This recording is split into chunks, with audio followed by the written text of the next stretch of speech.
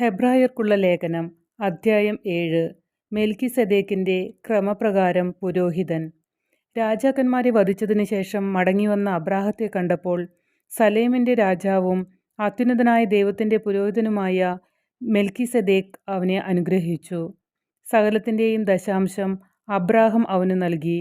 അവൻ്റെ പേരിനെ ഒന്നാമത് നീതിയുടെ രാജാവെന്നും രണ്ടാമത് സലേമിൻ്റെ സമാധാനത്തിൻ്റെ രാജാവെന്നുമാണ് അർത്ഥം.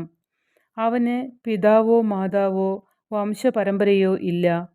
അവൻ്റെ ദിവസങ്ങൾക്ക് ആരംഭമോ ആയുസ്സിന് അവസാനമോ ഇല്ല. ദൈവപുത്രന് സദൃശനായ അവൻ എന്നേക്കും പുരോഹിതനാണ്. അവൻ എത്ര വലിയവൻ എന്ന് കാണുവിൻ. പൂർവ്വപിതാവായ അബ്രാഹം യുദ്ധത്തിൽ പിടിച്ചെടുത്തവയുടെ ദശാംശം അവന് കൊടുത്തുവല്ലോ. ലേവിയുടെ പുത്രന്മാരിൽ പൗരോഹിത്യം സ്വീകരിച്ചിരുന്നവർക്ക് തങ്ങളുടെ സഹോദരരും അബ്രാഹത്തിൻ്റെ മക്കളുമായിരുന്ന ജനങ്ങളിൽ നിന്നുപോലും ദശാംശം വാങ്ങാൻ നിയമത്തിൻ്റെ അനുശാസനം ഉണ്ടായിരുന്നു. എന്നാൽ അവരുടെ വംശാവലിയിൽ പെടാതിരുന്നിട്ടും മെൽക്കിസെദേക്ക് അബ്രാഹത്തിൽ നിന്ന് ദശാംശം വാങ്ങുകയും വാഗ്ദാനം സ്വീകരിച്ചിരുന്ന അബ്രാഹത്തെ അനുഗ്രഹിക്കുകയും ചെയ്തു. ചെറിയവൻ വലിയവനാൽ അനുഗ്രഹിക്കപ്പെടുന്നു, തർക്കമില്ല. ലേവിയ പുരോഹിതന്മാരുടെ കാര്യത്തിൽ മരണമുള്ള മനുഷ്യരാണ് ദശാംശം വാങ്ങുന്നത്. മെൽക്കിസെദേക്കിൻ്റെ കാര്യത്തിലാകട്ടെ ജീവിച്ചിരിക്കുന്നുവെന്ന് സാക്ഷ്യമുള്ളവൻ വാങ്ങുന്നു. ദശാംശം വാങ്ങിയിരുന്ന ലേവി പോലും അബ്രാഹത്തിലൂടെ ദശാംശം കൊടുത്തു എന്ന് പറയാവുന്നതാണ്. എന്തെന്നാൽ മെൽക്കിസെദേക്ക് അബ്രാഹത്തെ കണ്ടുമുട്ടുമ്പോൾ ലേവി അബ്രാഹത്തിൻ്റെ അജാതസന്താനം ആയിരുന്നു.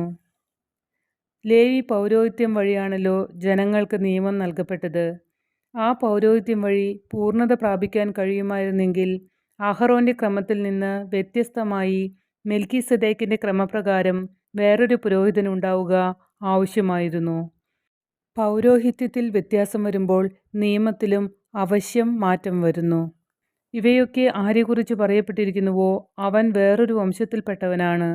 ആ വംശത്തിൽ നിന്നാകട്ടെ ആരും ബലിപീഠത്തിങ്കൽ ശുശ്രൂഷ ചെയ്തിട്ടുമില്ല. നമ്മുടെ കർത്താവ് ജനിച്ചത് യൂദയായുടെ വംശത്തിലാണെന്ന് സ്പഷ്ടമാണ്. ഈ വംശത്തിൻ്റെ പൗരോഹിത്യത്തെക്കുറിച്ച് മോശ ഒന്നും പറഞ്ഞിട്ടില്ല. മെൽക്കിസെദേക്കിൻ്റെ സാദൃശ്യത്തിൽ മറ്റൊരു പുരോഹിതൻ പ്രത്യക്ഷനാകുന്നതിൽ നിന്ന് ഇത് കൂടുതൽ വ്യക്തമാകുന്നു. ഇവനോ ശാരീരിക ജനനക്രമമനുസരിച്ചല്ല, പ്രത്യുത അക്ഷയമായ ജീവൻ്റെ ശക്തി നിമിത്തമാണ് പുരോഹിതനായത്. എന്തെന്നാൽ നീ മെൽക്കിസെദേക്കിൻ്റെ ക്രമപ്രകാരം എന്നേക്കും പുരോഹിതനാകുന്നു എന്ന് അവനെക്കുറിച്ച് സാക്ഷ്യമുണ്ട്. ആദ്യ കൽപ്പന അസാധുവാക്കപ്പെട്ടത് അതിൻ്റെ ബലഹീനതയും നിഷ്പ്രയോജനത്വവും കൊണ്ടാണ്.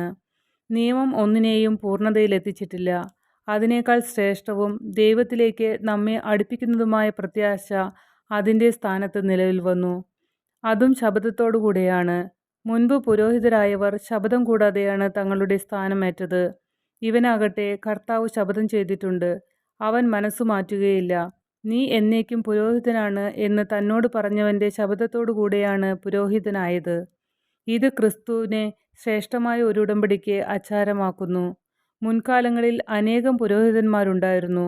എന്നാൽ ശുശ്രൂഷയിൽ തുടരാൻ മരണം അവരെ അനുവദിച്ചില്ല. യേശുവാകട്ടെ എന്നേക്കും നിലനിൽക്കുന്നതുകൊണ്ട് അവൻ്റെ പൗരോഹിത്യം കൈമാറപ്പെടുന്നില്ല. തന്നിലൂടെ ദൈവത്തെ സമീപിക്കുന്നവരെ പൂർണ്ണമായി രക്ഷിക്കാൻ അവന് കഴിവുണ്ട്. എന്നേക്കും ജീവിക്കുന്നവനായ അവൻ അവർക്ക് വേണ്ടി മാധ്യസ്ഥം വഹിക്കുന്നു. പരിശുദ്ധനും ദോഷരഹിതനും നിഷ്കളങ്കനും പാപികളിൽ നിന്ന് വേർതിരിക്കപ്പെട്ടവനും സ്വർഗത്തിനുമേൽ ഉയർത്തപ്പെട്ടവനുമായ ഒരു പ്രധാന പുരോഹിതൻ നമുക്കുണ്ടായിരിക്കുക ഉചിതമായിരുന്നു. അന്നത്തെ പ്രധാന പുരോഹിതന്മാരെ പോലെ ആദ്യമേ സ്വന്തം പാപങ്ങൾക്ക് വേണ്ടിയും അനന്തരം ജനത്തിൻ്റെ പാപങ്ങൾക്ക് വേണ്ടിയും അനുദിനം അവൻ ബലിയർപ്പിക്കേണ്ടതില്ല. അവൻ തന്നെ അർപ്പിച്ചുകൊണ്ട് എന്നേക്കുമായി ഒരിക്കൽ ബലിയർപ്പിച്ചിരിക്കുന്നു. വാസ്തവത്തിൽ നിയമം ബലഹീനരായ മനുഷ്യരെയാണ് പ്രധാന പുരോഹിതന്മാരായി നിയോഗിക്കുന്നത്. എന്നാൽ നിയമത്തിന് ശേഷം വന്ന ശപഥത്തിൻ്റെ വചനമാകട്ടെ എന്നേക്കും പരിപൂർണനാക്കപ്പെട്ട പുത്രനെ നിയോഗിക്കുന്നു.